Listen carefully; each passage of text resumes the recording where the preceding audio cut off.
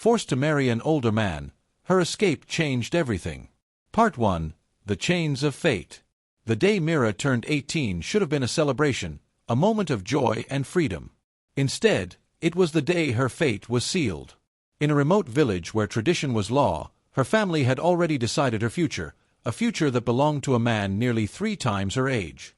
Myra's father, a struggling farmer, saw no other way.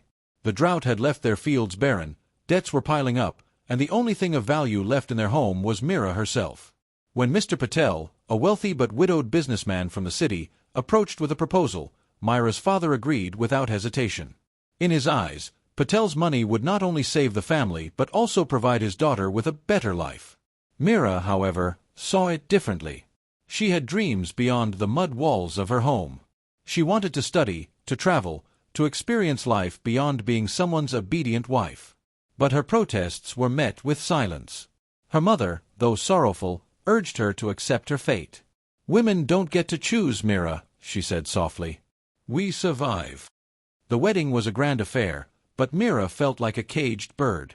Dressed in heavy gold jewelry and layers of silk, she sat beside Patel, a man who barely spoke to her, his thick mustache twitching every time someone praised his young and beautiful bride.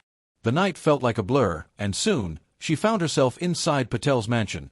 Far from home, far from everything she knew. The house was cold, lifeless, despite its riches.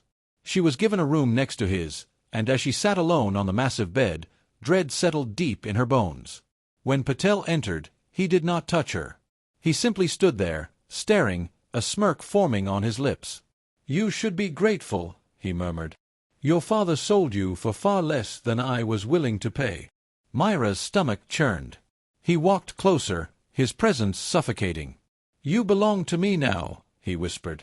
"But don't worry, I have plenty of time to make you a proper wife." Mira spent the first few days studying every corner of the mansion, searching for weaknesses. The windows had thick iron bars. The main doors were always locked. There were guards, loyal to Patel, not her.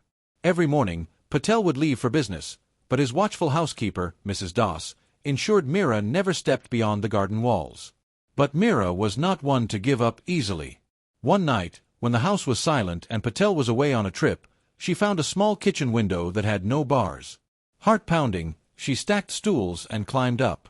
She squeezed her small frame through the gap, the cold night air hitting her skin like a slap.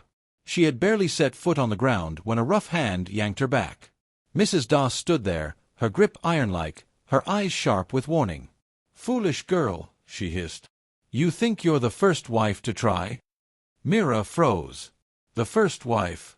Mrs. Das dragged her back inside, locking the door behind her. "There was another before you," she said coldly. "She tried to escape too. And now, she's nowhere." A chill ran down Myra's spine. What had Patel done to his first wife?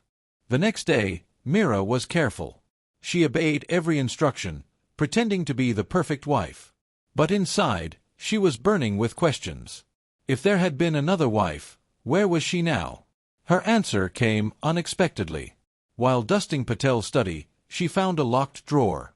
Inside was a small bundle of old photographs and letters. Myra's hands trembled as she pulled them out. The woman in the pictures was beautiful, young, just like her. And in every picture, she stood beside Patel, her face unreadable. The last picture was different.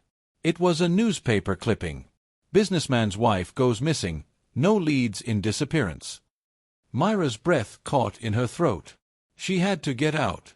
Whatever had happened to the first wife, she knew she would be next. And this time, she would escape for good.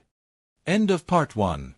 Part 2 will continue with Myra's desperate struggle for freedom, Patel's dark past, and the shocking truth about what really happened to his first wife.